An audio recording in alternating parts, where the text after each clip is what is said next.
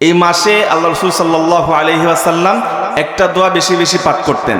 আল্লাহুম্মা বারিক লানা ফি রজবা ওয়া শাবান ওয়া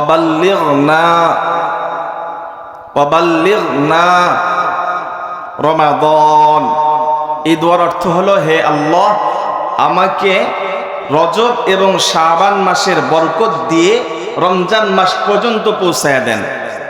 মানে রমজানের প্রস্তুতি, রমজানকে স্মরণ করার জন্য এই দোয়াটা আল্লাহ রাসূল পাঠ করতেন এবং এই দোয়াটা পাঠ করা সুন্নত। আল্লাহ রাব্বুল আলামিন পৃথিবীর মধ্যে যখন মানব জাতিকে সৃষ্টি করলেন, এই মানব জাতিকে সৃষ্টি করার পূর্বে আমার আল্লাহ ফেরেশতাদের সাথে পরামর্শ করেছেন। ফেরেশতারা বলেছিলেন আল্লাহ রাব্বুল আলামিনকে, আল্লাহ, এই মানব জাতিকে আপনি পৃথিবীর মধ্যে সৃষ্টি করবেন, এই মানব জাতি তো পৃথিবীর মধ্যে দাঙ্গা হাঙ্গামা করবে, মারামারি করবে, কাটাকাটি করবে, আমরা কি আপনার ইবাদতের জন্য যথেষ্ট নাই?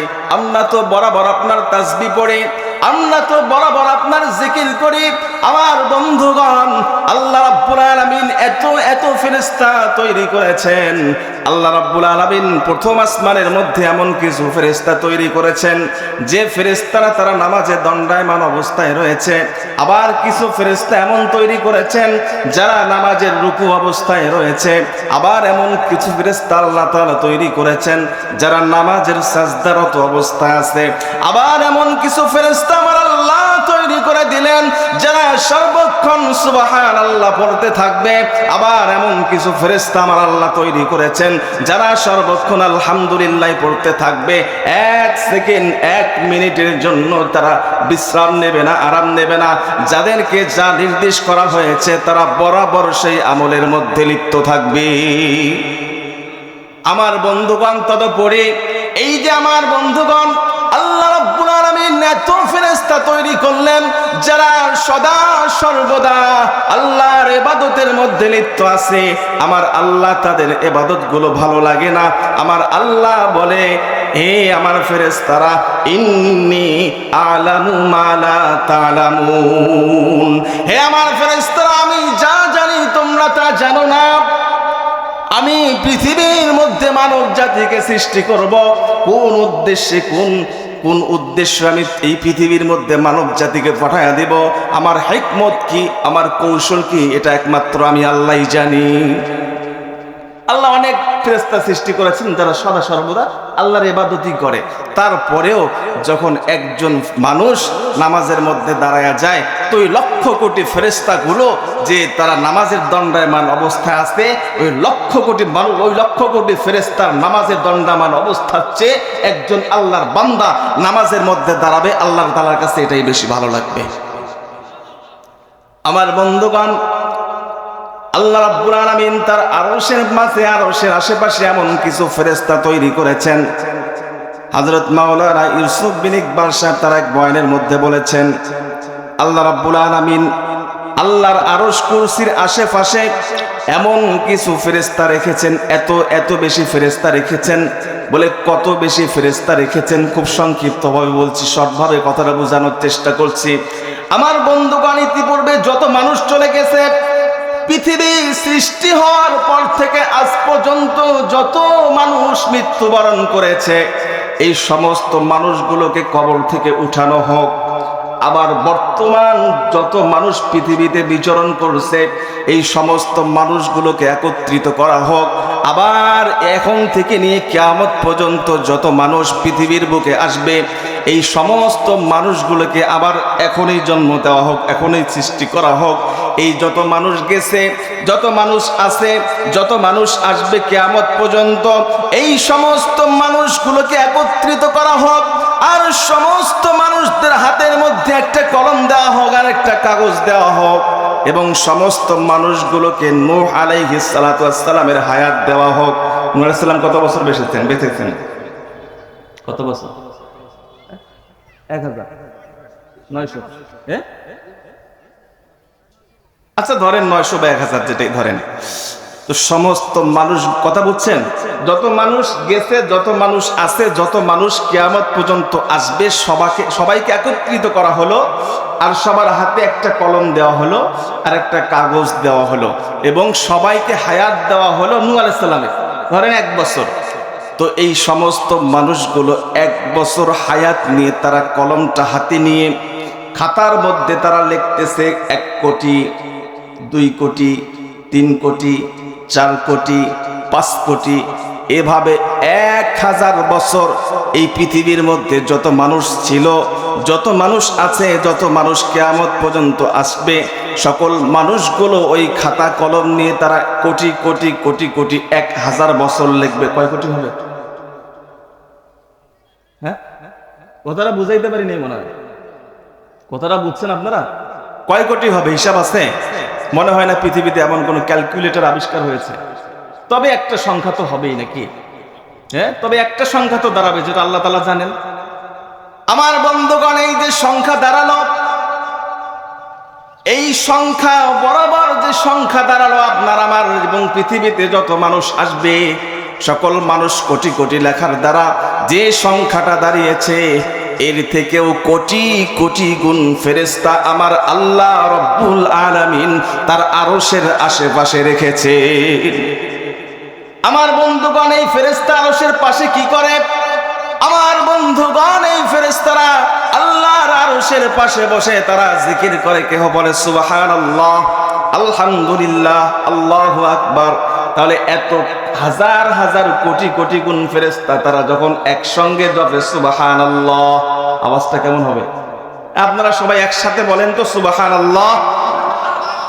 সর্বদেশে আপনি বলেন সুবহানাল্লাহ। সুবহানাল্লাহ, আওয়াজ কোনটা বেশি হয়েছে? সবার আওয়াজটা একসাথে বেশি হয়েছে না? হ্যাঁ, কথাটা বোঝানোর জন্য বলছি।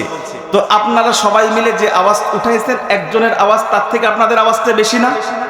তো সকল ফেরেশতারা তারা ওই কোটি কোটি ফেরেশতা আল্লাহর আরশের পাশে বসে তারা সুবহানাল্লাহ যখন একসাথে বলে, তো আওয়াজটা কেমন হবে বলেন তো, চিন্তা করেন তো। হ্যাঁ, কিরকম চিন্তা হবে? এবার আসেন মূল পয়েন্টে।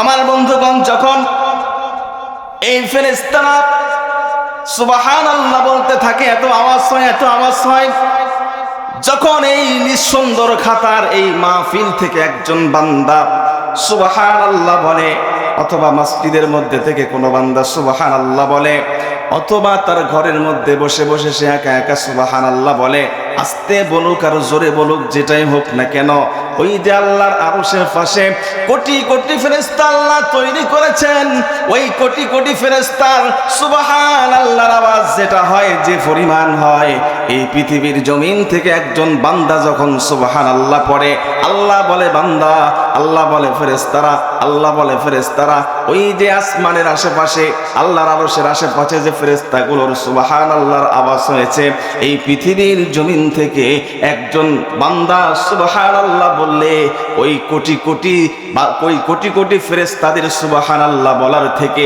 এই পৃথিবীর মানুষের একজনের সুবহানাল্লাহর আওয়াজ আল্লাহর কুদরতি কানে বেশি লাগে। কথাটা বুঝাইতে পারিনি আপনাদেরকে? সুবহানাল্লাহর আওয়াজ এত কম, এত কম। মুসলমান বন্ধুরা রে আমার,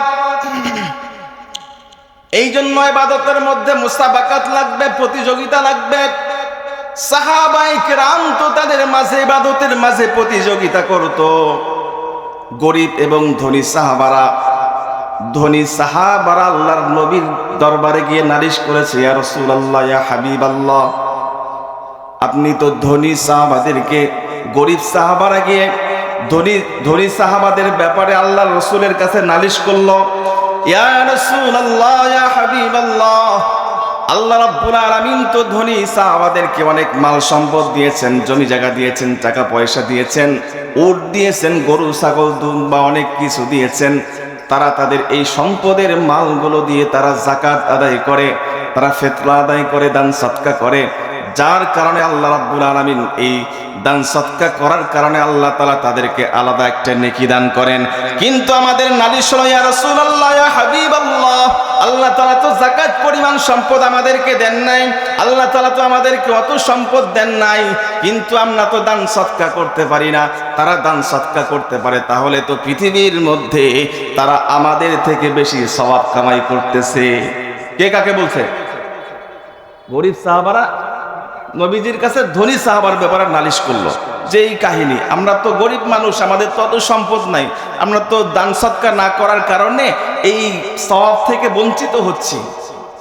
এবার নবীজি বলছেন, হে আমার সাহাবারা, আমি তোমাদেরকে একটা আমল শিখায়া দিব, এই আমলটা যদি তোমরা করতে পারো, ওই ধনী সাহাবারা তারা যে দান সদকা করে যে সওয়াব পাবে, আল্লাহ রাব্বুল আলামিন তোমাদেরকে এই আমলের বিনিময়ে সেই সওয়াব দান করবে। সাহাবারা তো খুশি হয়ে গেছে। গরিব সাহাবারা বলেন, ইয়া রাসূলুল্লাহ, ইয়া হাবিবাল্লাহ, জলদি বলেন আমলটা কি? আমার নবী সাহাবাদেরকে আমল শিখায়া দিলেন। গরিব সাহাবাদেরকে প্রত্যেক দিন 5 ওয়াক্ত নামাজ যখন পড়বা, 5 ওয়াক্ত নামাজের পরে সুবহানাল্লাহ 33 বার পাঠ করবা, আলহামদুলিল্লাহ 33 বার পাঠ করবা, আল্লাহু আকবার 34 বার পাঠ করবা। 5 ওয়াক্ত নামাজের পরে এই তাসবিহগুলো যদি তুমি পাঠ করতে পারো, আল্লাহ রাব্বুল আলামিন ওই ধনী সাহাবারা তারা দান করে যে সওয়াব পেয়েছে, এই আমলগুলো করে আল্লাহ রাব্বুল আলামিন তোমাদের আমলনামায় এই সওয়াব দান করবেন। কথা লিক হয়ে গেছে, বাজারে রাস্তাঘাটে কথা লিক হয়ে গেছে, ধনী সাহাবারা কথাটা শুনে ফেলছে। আর আমাদের তো অত প্রতিযোগিতা নাই, সাহাবাদের মাঝে আমলের প্রতিযোগিতা ছিল, আমরা শুধু প্রতিযোগিতা করি কে কার আগে জাহান্নামে যাইতে পারে। ধনী সাহাবাদের মাঝে এই কথাটা কি হয়ে গেছে? লিক হয়ে গেছে। এখন ধনী সাহাবারাও এই আমল শুরু করছে। কোন আমল? যে আমলটা আল্লাহ রাসূল গরিব সাহাবাদেরকে শিখাইছেন, যে আমলটা করলে ধনী সাহাবারা দান সদকা করে যে সওয়াব পাইবে, সেই সওয়াবটা তোমরা পাবা। এখন ধনী সাহাবারাও এই আমল শুরু করছে, তো হিসাব বরাবর। এখন এরা আবার গরিব সাহাবারা আবার আল্লাহ রাসূলের কাছে গেছে যে, ইয়া রাসূলুল্লাহ, ইয়া হাবিবাল্লাহ, তো ওরাও তো এই আমল শুরু করছে, এখন কি করা যায়? তখন নবীজি বলছেন, যালিকা ফাদলুল্লাহি ইউতিহি মাইয়াশা, এটা আল্লাহ তাআলার ফজল। অর্থ সম্পদ এটা আল্লাহ তাআলা যাকে খুশি দয়া করেন তাকে দান করেন। যে অর্থ সম্পদ রাখতে পারবে, আল্লাহ তাআলা তাকে অর্থ সম্পদ দান করবেন। এখন অনেক মানুষ বাইরে ঘোরাফেরা করছেন, অনেক মানুষ বাইরে ঘোরাফেরা করছেন, বুঝি না কেন। সবাইকে সবার দৃষ্টি আকর্ষণ করছি, আপনারা অতি দ্রুত মাহফিল প্যান্ডেলের মধ্যে চলে আসুন। আমাদের প্রধান আকর্ষণ, প্রধান আলোচক, প্রধান মুফাসসির স্টেজে আগমন করেছেন। অল্প কিছুক্ষণের মধ্যেই তিনি আলোচনা শুরু করবেন ইনশাআল্লাহ। প্রিয় উপস্থিতি, আমি একটি আয়াতে কারিমা আপনাদের মাঝে তেলাওয়াত করেছিলাম, সে আয়াতে কারিমা প্রসঙ্গে আলোচনা করার সুযোগই হলো না, শুধু এতটুকুন বলে আলোচনা শেষ করছি। আপনারা জানেন রজব মাস এসেছে। কি মাস? এ মাসে ইসলামের ঐতিহাসিক একটি ঘটনা আছে, জানেন আপনারা? কি বলেন তো? কি? হ্যাঁ, আল্লাহ রাসূলের মেরাজ হয়েছিল এই মাসে 27শে রজব মতান্তরে। এই 27শে রজব আল্লাহ রাসূল সাল্লাল্লাহু আলাইহি সাল্লামের মেরাজ হয়েছিল কোথায়? বরিশালে। মেরাজ কোথায় হয়েছিল? না ঢাকায়? আরশে আজিমে, আরশের উপরে, হ্যাঁ, সেখানে গিয়ে মেরাজ হয়েছিল। যাই হোক, তো এইদিকে আলোচনা করার সুযোগ হলো না, একটা দোয়া শুধু শেখায় আমি আজকের আলোচনা শেষ করছি। এই মাসে আল্লাহ রাসূল সাল্লাল্লাহু আলাইহি ওয়াসাল্লাম একটা দোয়া বেশি বেশি পাঠ করতেন, জানেন আপনারা? না জানলে মুখস্থ করে নেবেন। এখন আমার সাথে দোয়াটা পড়বেন আপনারা। বলেন আল্লাহুম্মা, বা সবাই জোরে বলেন, জবান খুলে বলেন, আল্লাহুম্মা বারিক লানা ফি রজবা ওয়া শাবান ওয়া বাল্লিগনা রমাদান। এই দোয়ার অর্থ হলো, হে আল্লাহ, আমাকে রজব এবং শাবান মাসের বরকত দিয়ে রমজান মাস পর্যন্ত পৌঁছায়া দেন।